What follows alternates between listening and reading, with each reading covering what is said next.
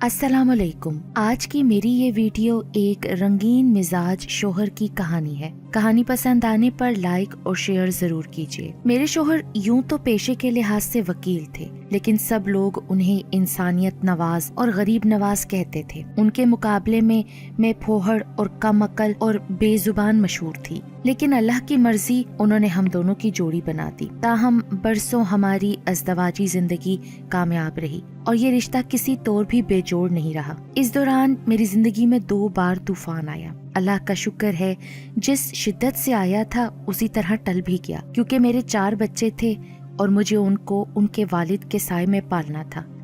तभी मेरे पाया इस्तकलाल को जंबिश ना आई।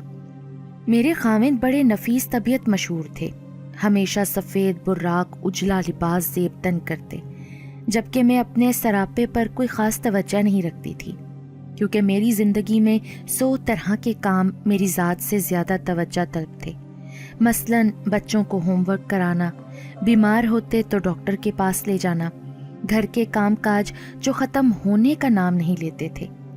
जबकि मेरे शरीके ज़िंदगी मेरे शोहर बेहद मेहमान नवाज थे, इसलिए मेहमानों की आमदोरफ्त का सिलसिला रोज़ो शब जारी और सारी रहता था। इतनी जिम्मेदारियां निभाने के बाद भला अपनी ज़ात को बना सवार कर रखने का वक्त कब निकल सकता है। मैं अपने मियाँ से 10 बरस छोटी थी, लेकिन देखने में उनसे 10 बरस उम्र में बड़ी नजर आती थी। अलबत्ता अक्ल के लिहाज से शायद 10 बरस से भी कम रही होंगी। वजह ये थी कि वकालत का पेशा कामयाबी के लिए फुर्ती और शातरी चाहता है, जबकि मैं सीधी साधी औरत थी। असल बात यह है कि मैं सब कुछ समझ कर भी नहीं समझती थी, हर एक पर जल्द एतबार कर बैठती थी। कुछ बेहिस भी हो गई, जबकि मियाँ साहब बहुत रहमदिल, खास तौर पर कमजोर तबका यानी सिन्फे नाजुक यानी औरतों पर उन्हें कुछ ज्यादा ही रहम आता था। उन्हें वो मजलूम तबका कहते थे। यूं मियाँ साहब का शुमार शुरफा में होता, हमेशा नजरें नीची रखते, लेकिन हर किसी के हर मामले पर गहरी नजर होती, जो कि एक कामयाब वकील होने की दलील है। मामूली सी बातें जिसको आम तौर पर नोट नहीं किया जाता था, ये उनको नोट कर लेते और अपनी याददाश्त की डायरी में महफूज रखते। उनमें दोनों सिफात थीं जो एक कामयाब वकील में होनी चाहिए थी।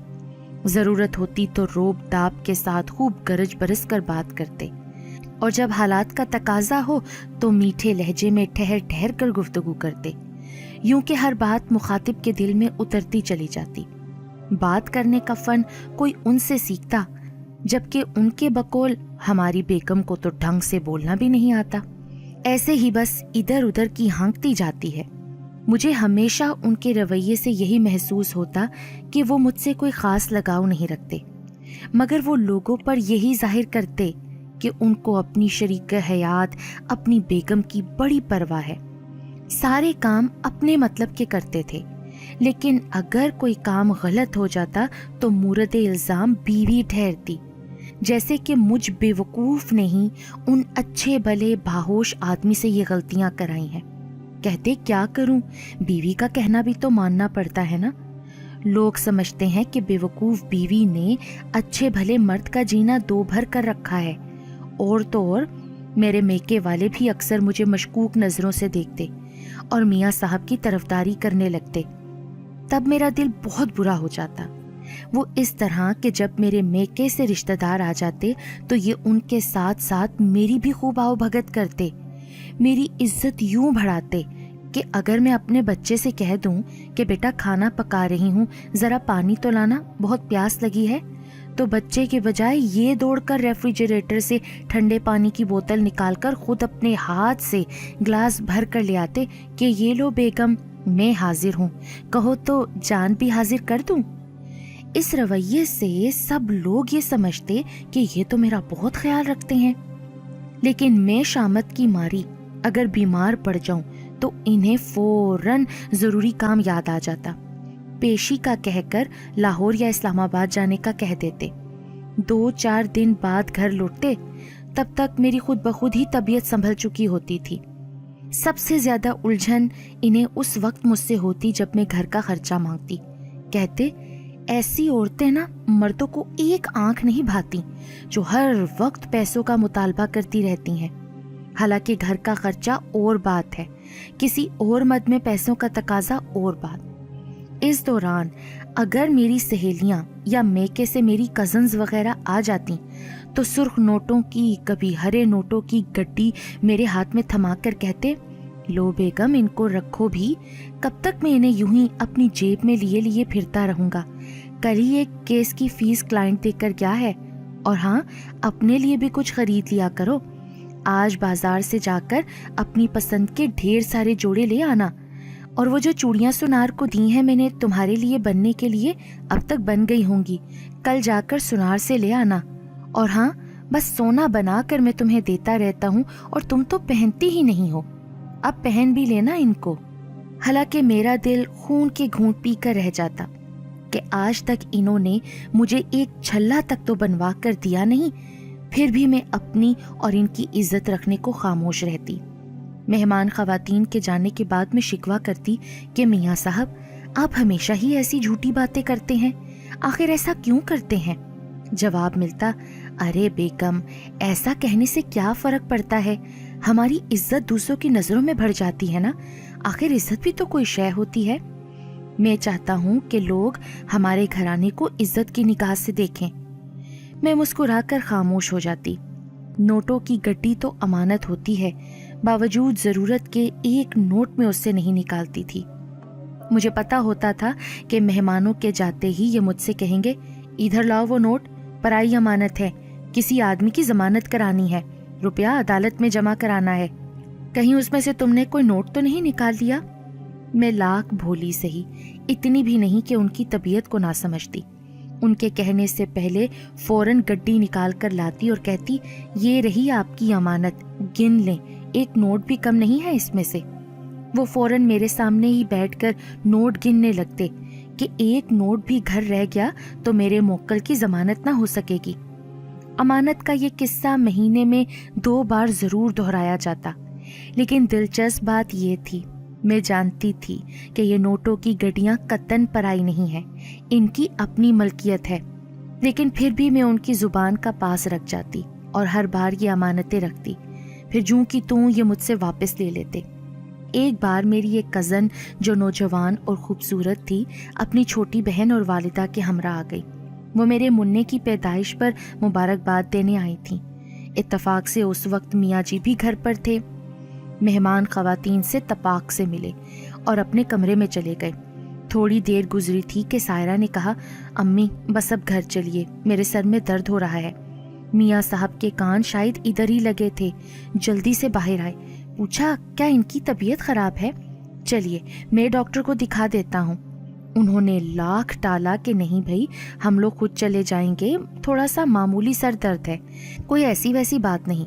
लेकिन ये तो बज़िद हो गए कि आपको दवा दिलवा कर ही छोड़ दूंगा। सर में दर्द हो तो कहाँ टैक्सी में जाएंगी आप लोग, तबीयत और ख़राब हो जाएगी। मैंने भी मुरवत में कह दिया, हाँ हाँ खाला चली जाइए ना, रास्ते में मेडिकल स्टोर से ये सर दर्द की गोलियां दिलवा देंगे, आप लोगों को फिर आगे तक छोड़ देंगे, सहूलत हो जाएगी ना। नाचार वो खवातीन घर से चली। ये पीछे पीछे निकले और बाहर खड़ी गाड़ी का दरवाज़ा खोलकर बोले, तशरीफ़ ले चलिए। मुझे गाड़ी स्टार्ट होने की आवाज़ सुनाई थी, लेकिन मैं तो आती थी उनकी मेहमान नवाजी की, तो बस मुस्कुरा कर रह गई। मैं अब ये तो नहीं कह सकती कि ये हर ऐसी नेकी किसी बुरे इरादे से करते थे, बस रंगीन मिजाज थे कि नौजवान मेहमान खवातीन साथ हों तो उनसे गपशप में उनको राहत मिलती थी और इनका मिजाज खुशगवार हो जाता था। वो बीवी को खर्चा देने के मामले में कफायशार ज़रूर थे, लेकिन मेहमानों पर खर्चा करने के मामले में बिल्कुल भी कफायशार ना थे, बल्कि बेहद फयाज थे। मेहमानों को देखते ही कहते, वो ज़रा गड्डी तो पकड़ाना नोटों की। मैं ज़रा डरते हुए कहती, कौन सी, जो अमानत रखवाई है? आंखें निकाल कर आहिस्ता से जवाब देते, बकवास ना करो। और फिर उनके जाने के बाद झिड़कते कि खबरदार आइंदा जो किसी मेहमान के सामने नोटों को तुमने पराया या अमानत कहा। अपनी इज्जत कम करने का बहुत शौक है तुमको, बेवकूफ़ औरत। अक्सर मेहमान तो खसूसी होते थे जिन पर नोटों का बेदरेग इस्तेमाल होता। کوئی رشتہ دار خاتون بیمار ہو اور اسے ڈاکٹر کے پاس لے جانا ہو تو ڈاکٹر کی فیس کے علاوہ فروٹ اور دوائیاں بھی انہی کی گڈی سے آ جاتی تھیں، کچھ خرید کر ساتھ بھی کر دیتے۔ میرے میاں صاحب کی تو اخلاق اور فیاضی کی سارے خاندان میں دھوم تھی، البتہ جب منٹوں میں نوٹوں کی گڈی آدھی ہو جاتی تو میرا جی بیٹھ جاتا کہ اب کئی دنوں تک گھر میں راشن کی تنگی رہے گی، بچوں کی اسکول فیس کے لیے پریشان رہوں گی، دودھ والے کا بل دینے کو بار بار منمنانا پڑے گا، اور یہ تنک کر کہیں گے پہلا خسارہ تو پورا کرنے دو بھائی، کیوں ہر وقت پیسے مانگ کر پریشان کرتی ہو؟ مرد گھر میں سکون کے لیے آتا ہے یا پریشان ہونے کے لیے؟ خدا جانے تم بیویوں کو کب عقل آئے گی۔ اور جب ان کی عدالت کی تاریخ سر پر آ جاتی، مجبوراً مجھے اپنی بڑی آپا کو فون کرنا پڑتا کہ آپا اتنے روپے بھجوا دو، بچوں کے اسکول کی فیس بھرنی ہے، میاں صاحب کیس تیار کر رہے ہیں، موکل آج کل میں پیسے دے جائیں گے تو آپ کو لوٹا دوں گی۔ ایسے تو کتنے ہی ادھار میں نے اپنی امی، آپا اور بھائی جان سے لیے تھے، جن کے لوٹانے کی کبھی نوبت نہ آئی۔ وہ بھی جانتے تھے بیچارے کہ میں ادھار لے کر بھول بھال جاتی ہوں، کبھی یاد بھی نہ دلاتے تھے، اگلی بار پھر مانگنے پر رقم بھجوا دیتے تھے۔ ایک بار جب کہ منع کی پیدائش کا دن آ گیا، مجھے اچانک تکلیف شروع ہو گئی، ادھر ان کی کسی نوجوان خاتون کلائنٹ کے پاؤں میں موچ آ گئی تھی۔ میں نے فون کر کے کہا کہ بھئی جلدی گاڑی لے کر پہنچے، مجھے ابھی ہسپتال جانا ہے، دردیں لگی ہوئی ہیں۔ جواب ملا، ارے بھائی تم اپنے بھائی جان کو فون کر دو یا والد سے کہو کہ ٹیکسی لے کر آ جائیں، میں کسی مریض کو ڈاکٹر کو دکھانے لے جا رہا ہوں، وہ بھی بڑی تکلیف میں ہے، ایسے تو ہی سڑک پر نہیں چھوڑ کے آ سکتا نا، رقم کا بھی انہی سے بندوبست کر لو، میں آ کر تمہارے میکے والوں کو واپس کر دوں گا۔ فرصت پا کر ہسپتال پہنچے، نرس نے بیٹے کی پیدائش پر مبارکباد کہی تو جیب سے نوٹوں کی گڈی نکال کر فوراً ایک ہرا نوٹ اس کے ہاتھ پر رکھ دیا۔ نرس واقعی خوبصورت تھی، 18-20 سال کی تھی، دلکش مسکراہٹ سے شکریہ کہہ کر چلی گئی اور اپنی ساتھی نرسوں کو بھیج دیا کیونکہ اب مبارکبادوں کا سلسلہ شروع ہو گیا تھا۔ میرے میاں صاحب نے بھی ہر جوان نرس کی مبارکباد کو خندہ پیشانی سے قبول کیا اور جواب میں فیاضی سے نوٹ بانٹتے رہے، لیکن ہسپتال میں جس روز مجھے چھٹی ملنی تھی یہ عین وقت پر غائب ہو گئے۔ آپا، اماں اور بھائی جان میرے ساتھ تھے، انہوں نے ہی ہسپتال کا بل ادا کیا اور مجھے گھر لے آئے کیونکہ میرے میاں تو کسی ضروری کام میں پھنس گئے تھے، باوجود فون کرنے کے نہ پہنچ سکے۔ میں نے شرمندگی سے بڑے بھائی کو کہا کہ بھائی جان آپ کی رقم میں بعد میں ان سے لے کر آپ کو دے دوں گی۔ وہ دھیرے سے بولے، کوئی بات نہیں بہن، تمہارا بھی تو ہم پر حق بنتا ہے نا، ایسا کھاتا میرا اپنے میکے والوں کے ساتھ ہمیشہ ہی کھلا رہتا تھا۔ میاں صاحب کو کبھی فرصت نہ ملی کہ وہ ادھر ادھر کی نیکیوں کے بعد سکون کے ساتھ بیٹھ کر مجھ سے بھی ان کھاتوں کی تفصیل سن لیتے۔ میرے منہ سے اماں، آپا یا بھائی کے دیے ادھار کا حساب کتاب سننے کو ان کے پاس وقت ہی نہیں ہوتا تھا۔ میری رشتے کی ایک چھوٹی بہن کے ہاں انہی دنوں بیٹا پیدا ہوا۔ ایک روز میں نے کہا کہ 500 روپے دیں تو میں سبینہ کے بیٹے کو دیکھاؤں۔ بولے، کوئی ضرورت نہیں، کیسے جاؤ گی؟ ابھی تمہاری اپنی طبیعت ٹھیک نہیں ہے، پھر کبھی دیکھ لیں گے سبینہ کے بیٹے کو۔ کچھ دنوں بعد مجھے سبینہ کا فون آیا کہ دولہا بھائی آئے تھے میرے بیٹے کو دیکھنے، 1000 روپے دے گئے ہیں، لیکن افسوس بہن ہو کر تم کو توفیق نہ ہوئی کہ تم انہی کے ساتھ آ جاتی۔ تمہارا منا تو اب خود کا 6 ماہ کا ہو گیا ہے نا، اب بھی گھر سے نہیں نکلتی کیا؟ میں بہن کی باتوں پر لاجواب ہو گئی کیونکہ میرے جیون ساتھی نے مجھے بتانا تک گوارا نہ کیا کہ میں سبینہ کے بیٹے کو خود جا کر دیکھ آیا ہوں اور 1000 روپے بھی منہ دکھائی کے دے آیا ہوں۔ سبھی ایسے موقعوں پر کہتے کہ شاہدہ تم بڑی بد اخلاق ہو، کنجوس بھی ہو، جبکہ تمہارے میاں تم سے بے انتہا الٹ ہیں، انتہائی با اخلاق اور کھلے دل کے مالک ہیں، ہر کسی کا خیال رکھتے ہیں۔ یہ بات بھی صحیح تھی کہ جب مہمان آتے میں خالی ہاتھ ہوتی تو ان کی خاطر تواضع کو کچھ بازار سے منگوانے کی بجائے بغلے جھانکنے لگتی، حالانکہ اکثر بقول ان کے کہ امانت کی گڈی میرے پاس الماری میں دھری ہوتی تھی، مگر میاں صاحب کی اجازت کے بغیر ایک نوٹ بھی نہیں نکال سکتی تھی کہ خبردار جو تم نے امانت میں خیانت کی۔ بہت بھاگ دوڑ کر محض چائے یا شربت سے مہمانوں کی تواضع کر پاتی، اس دوران اگر میاں صاحب آ جاتے تو پھر دوڑ کر خود بازار جاتے اور شاپ پر بھر کر کھانے پینے اور تواضع کا سامان لے آتے، مہمانوں کے آگے ڈھیر کر دیتے، تب بچوں کے بھی مزے ہو جاتے۔ میں خفت مٹانے کو کہتی، ابھی یہ سب منگوا ہی رہی تھی، شکر ہے آپ خود ہی آ گئے۔ کھانے کا وقت ہوتا تو میرے میاں صاحب مہمان دیکھ کر اصرار شروع کر دیتے کہ بھائی ابھی بیٹھیے، کھانا کھا کر ہی جائیے گا۔ میرے غریب کھانے کو عزت بخشی ہے تو پھر پوری طرح مہمان نوازی کا موقع بھی دیں۔ بھاگم بھاگ بازار سے مرغی کا گوشت، مچھلی، پھل، سبزیوں کے تھیلے بھر بھر کر لاتے۔ اب مجھ بیچاری کا سر اور منہ چولہے میں، اور میاں جی مہمان خواتین کے ساتھ ٹھنڈے ڈرائنگ روم میں بیٹھے گپ شپ کر رہے ہوتے، ساتھ ساتھ وہاں سے آواز بھی وقتاً فوقتاً لگا دیتے کہ بھئی بیگم میری جان، بریانی اور کفتوں میں کتنی دیر ہے، تاکہ مہمانوں کو تسلی رہے کھانا آیا ہی جاتا ہے۔ میں کھانا لگاتی تو اس وقت تعریف کے پل باندھ دیتے تھے کہ واہ واہ واہ، میری زوجہ محترمہ کتنا عمدہ، مزیدار اور لاجواب کھانا بناتی ہیں کہ بس انگلیاں ہی چاٹتے رہ جاؤ۔ آپ نے ایسا مزیدار پلاؤ اور قورمہ کبھی نہ کھایا ہوگا جیسا کہ یہ بناتی ہیں۔ اور پھر شام کو برتنوں کا ڈھیر، اور میں رات کو احساس دلاتے، ارے بھائی میک اپ بھی کر لیا کرو، ذرا خوبصورت چہرہ بنا کر رکھا کرو، یہ کیسی تم نوکرانیوں کی سی صورت بنا کر رکھتی ہو، اپنی سہیلیوں اور کزنز کو نہیں دیکھتی کیسے تیار ہو کر رہتی ہیں۔ میں کھسیا جاتی تو کہتے، اف اللہ میری طبیعت بہت بوجھل ہو رہی ہے، ذرا وہ امانت والی گڈی تو پکڑانا، موکل سے ملنے جا رہا ہوں۔ اور پھر رات کے 10-11 بجے نکل جاتے اور صبح دم لوٹتے۔ میں سمجھ جاتی کہ آج میاں جی کسی مشہور گانے والی کا گانا سننے اور ان کی محفلوں میں اپنے بوجھل موڈ کو ہلکا پھلکا کرنے گئے ہیں، کیونکہ ایسی محفلیں ان کی کمزوری تھیں جہاں ان کی صحت کو تفریح میسر آتی تھی۔ میری اکثر سہیلیوں کو دکھی سمجھ کر جو تحفے میرے لیے لاتے، دوسرا ان کے لیے بھی لے آتے، پھر کہتے اپنے ہاتھ سے دے دو، سہیلیوں سے تعلقات اچھے رکھنے چاہیے، تحفے محبت کو بڑھاتے ہیں، یا پھر خود ہی جا کر دے آتے کہ شاہدہ نے عید پر تمہارے لیے یہ تحفہ بھیجا ہے، بچوں کی وجہ سے اس کا خود آنا مشکل ہے، اور عید کے اگلے دن ضرور تشریف لائیے گا، بیگم نے دعوت کی ہے۔ دعوت خود دے آتے اور مجھے بعد میں آ کر بتاتے کہ فلاں دن فلاں سہیلیاں تمہاری آ رہی ہیں، کھانا تیار رکھنا۔ اب میں کیسے انکار کر سکتی تھی؟ بد اخلاق تو میں پہلے ہی مشہور تھی، وہ بھی میاں جی کی وجہ سے۔ میرے میاں جی کی آمدنی خاصی تھی، مگر اپنی انہی نیکیوں اور فیاضیوں کے باعث وہ ہمیشہ زیر بار رہتے تھے، اور مجھے اگر لازمی کسی تقریب میں جانا پڑتا تو میں زیور اپنی آپا سے اور جوڑا چھوٹی بہن سے مانگ کر اس سر پر آئے وقت کو ٹال دیتی تھی، کیونکہ میرے میاں جی کی دولت باقی سب کے لیے، بیوی کے لیے نہیں تھی۔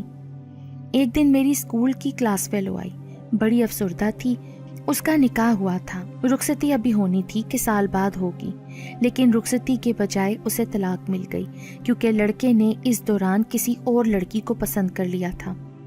میری کلاس فیلو صوفیہ بڑی اداس تھی، مجھے بھی اس کا قصہ سن کر دکھ ہوا۔ وہ جا ہی رہی تھی کہ میاں صاحب دفتر سے آ گئے، دعا سلام ہوئی لیکن وہ رکی نہیں کیونکہ اسے دیر ہو رہی تھی۔ کف افسوس ملنے لگے کہ کچھ خاطرداری میں نہ کر سکا تمہاری سہیلی کی۔ بہرحال مجھ سے پوچھنے لگے کہ تمہاری سہیلی اس قدر اداس کیوں تھی۔ میں بھی اس کی داستان غم سے تازہ تازہ متاثر تھی، سو ان کو بتا دیا کہ بیچاری کے ساتھ ایسا واقعہ ہوا ہے۔ بولے ہو ہائے، مجھ سے بات تو کرائی ہوتی، آدھا حق مہر تو دلوا دیتا بیچاری کو، یہ تو اس مظلوم لڑکی کا حق بنتا ہے نا۔ دوسری بار وہ اپنی والدہ کے ساتھ آئی تھی، انہوں نے از خود اس کی ماں سے بات چھیڑی کہ ایسا شاہدہ بتا رہی تھی آپ کی بیٹی کے بارے میں، آپ لوگ بھی کمال کے ہو، اپنا حق کیوں چھوڑ دیا، یہ کیس میرے سپرد کر دیں، میں بغیر فیس کے لڑوں گا آپ کی بیٹی کا کیس، دیکھتا ہوں وہ خبیث لوگ کیسے آپ کی لڑکی کا جائز حق نہیں دے رہے۔ صوفیہ کی ماں میرے شوہر کی باتوں میں آ گئی اور یہ ان کے ہمراہ ہو لیے۔ اب کورٹ کے بہانے کئی بار اسے شاپنگ کرانے لے جاتے تاکہ اس غریب کا دل بہل جائے، اس کے گھر والوں کو گاڑی میں بھر کر ادھر ادھر گھمانے لے جاتے، اپنی دلچسپ باتوں سے ہنسا ہنسا کر رلا دیتے۔